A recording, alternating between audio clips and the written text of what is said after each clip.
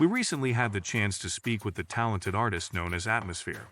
When asked what inspires his art, he had this to say: "My work is heavily inspired by magic mushrooms and my experience with them. I feel that they unravel the fabric of reality in front of our eyes, and I'm trying to replace that feeling with my work, slowly getting better with every adventure, if you will.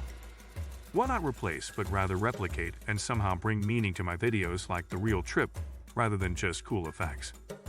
I want to be able to bring the feelings and lessons without people having to experience it for themselves, as it is a lot for people to process. And nowadays, I think the worst thing for people is to have the fabric of reality unraveled in front of their eyes. I think that people need to work on themselves a fair bit before dipping into psychedelics. That or do what I do and run away to the forest and accept the good with the bad and keep exploring. I feel that it can be very beneficial for some people, but most people nowadays need to work on themselves, as it's just too much information that we are not wise enough to know what to do with." Thank you, Atmosphere, for sharing some of your inspiration.